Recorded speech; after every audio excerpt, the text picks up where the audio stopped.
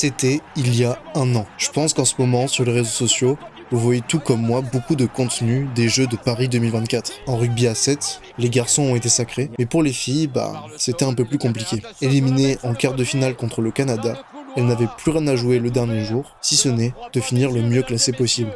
Et bien ce jour-là, le 30 juillet 2024, soit il y a un an jour pour jour, j'étais au Stade de France pour les encourager. Et malgré le manque d'enjeux, j'ai passé une journée incroyable. Salut à tous, c'est Bourrichon. Aujourd'hui, on se retrouve pour un vlog rétrospectif d'il y a un an, jour pour jour, au Stade de France, lors des Jeux Olympiques de Paris 2024. Je vous emmène avec moi lors de cette dernière journée du rugby à 7 des Jeux de Paris. Retour en arrière donc, d'il y a un an. J'espère que cette vidéo vlog rétrospective va vous plaire. C'est parti. Bon, du coup, là, on est au Ménil-Saint-Denis. C'est là où je loge. C'est à peu près à 1h10 en RER du Stade de France. Là, il est environ 10h. Du coup, on est à 4h30 de l'ouverture, enfin, en tout cas, du premier match de la journée. Et j'hésite entre deux maillots et je vais vous les montrer. On a donc d'abord le maillot de l'équipe de France à la Coupe du Monde 2011, en bleu, comme ça, que je trouve magnifique. Et on a aussi son équivalent en blanc, mais pas de la Coupe du Monde, juste de l'année 2011. Du coup, moi, je pense que j'ai fait mon choix. Je vais prendre le bleu. Voilà, du coup, j'ai pris le bleu et c'est avec ce maillot que je vais me balader aux Jeux Olympiques au Stade de France. Donc maintenant, on va filer vers le RER B et je vais vous emmener avec moi. Allez, c'est parti.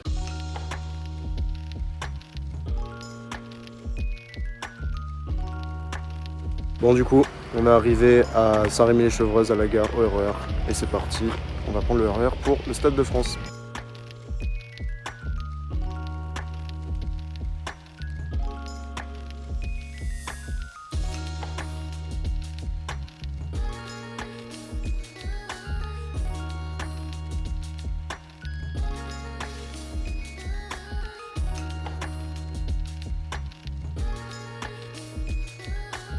Donc là, ça y est, on est au Stade de France, on est rentré dans l'enceinte, mais on est quand même longtemps avant les coups d'envoi. Du coup, il faut forcément occuper les spectateurs, et c'est pour ça qu'il y a une bandasse, comme vous pouvez voir. Et d'ailleurs, le temps qu'on s'occupe avant que les matchs commencent, j'ai vu de loin le streamer Poney Club, à savoir Emric Milan. Si vous connaissez pas, n'hésitez pas à aller écouter son émission Le Petit Bureau, parce que c'est une super émission, et c'est en partie grâce à lui que je me suis lancé sur YouTube, donc je le remercie d'avoir pris du temps de discuter avec moi. Et s'il passe par là, je lui envoie le salut. Enfin bref, ça y est, l'heure des matchs a commencé, et le premier de la journée, c'était la Chine, qui jouait contre la Grande-Bretagne lors d'un match de classement. Ces deux équipes, au maximum, elles pourront finir 5e.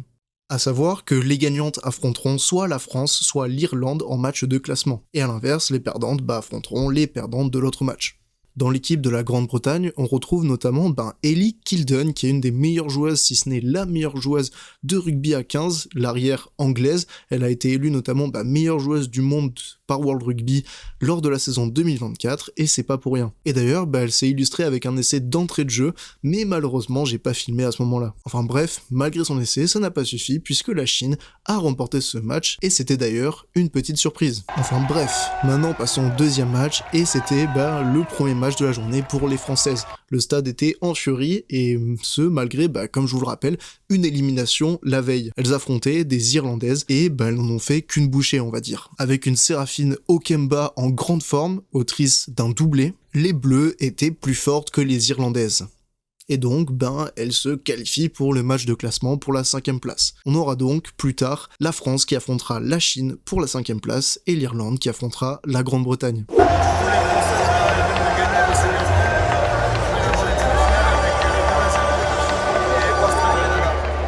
Mais bref, passons maintenant au match un peu plus croustillant avec le Nouvelle-Zélande-États-Unis, à savoir la première demi-finale de ces JO. Bon, clairement, les Néo-Zélandaises n'étaient pas là pour blaguer, et même si les États-Uniennes ont résisté, les Néo-Zélandaises étaient trop fortes. Elles se qualifient donc pour une énième finale des Jeux. A l'inverse, les États-Unis vont devoir jouer le match pour la 3e place face soit à l'Australie, soit au Canada.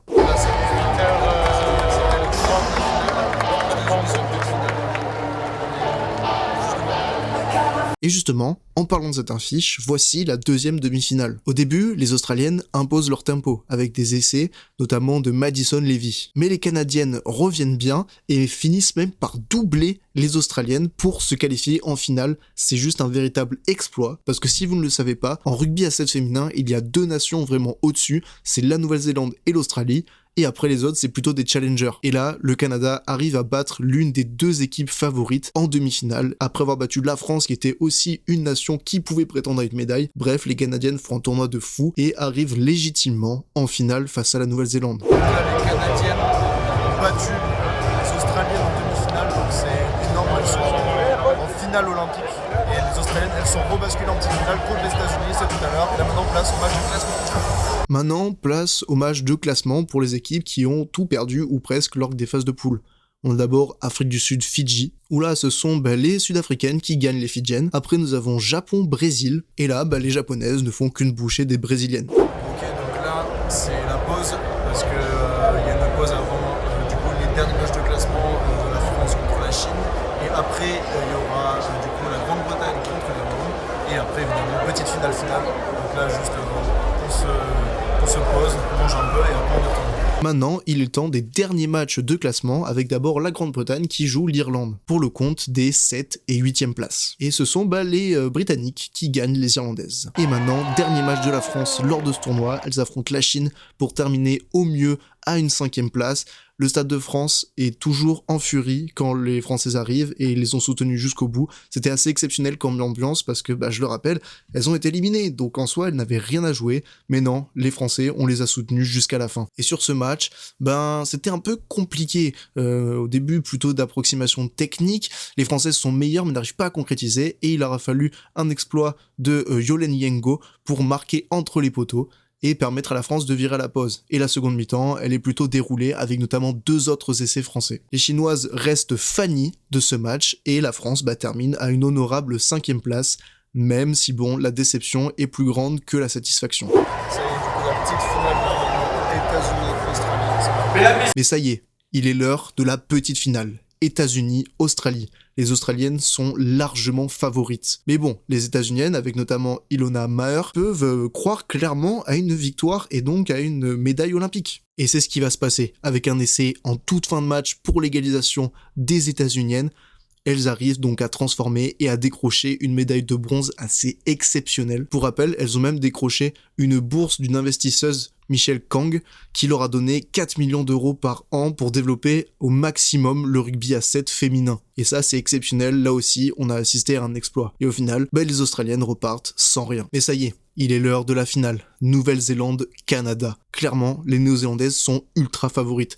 Le Canada fait office d'outsider depuis le début de la compétition, mais mine de rien, elles arrivent avec des certitudes. Place aux hymnes avant le match, puis ça y est, ça démarre. Coup d'envoi des Canadiennes, et après, les Néo-Zélandaises mettent la main sur le ballon et inscrivent logiquement le premier essai du match. Et malgré tout, les Canadiennes ne lâchent rien et ripostent. Elles marquent elles aussi, donc ça fait égalité. Puis, elles passent devant avec un nouvel essai. Donc là, tout le stade est en furie, le stade est à fond derrière les Canadiennes, même si elles nous ont éliminés, parce que tout simplement c'est le petit poussé, donc on les supporte. Et maintenant, coup d'envoi de la seconde période, et c'est pas pareil. Avec Michaela Blyde et ses appuis, oui, avant elle s'appelait Michaela Blyde, maintenant c'est Michaela Break, puisqu'elle s'est mariée, et avec un essai de 100 mètres d'une relance du parking, les Néo-Zélandaises finalement repassent devant, et vont s'adjuger le titre, une nouvelle fois.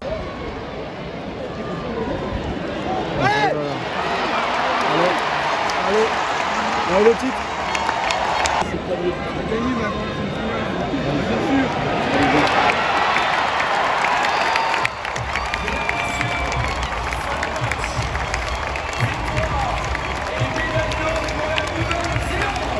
En résumé, les Néo-Zélandaises donc terminent première, le Canada deuxième et les États-Unis troisième. C'est clairement un podium qu'on n'aurait pas imaginé. Je pense qu'on aurait vu plutôt l'Australie et la France sur ce podium à la place des Canadiennes et des États-Uniennes.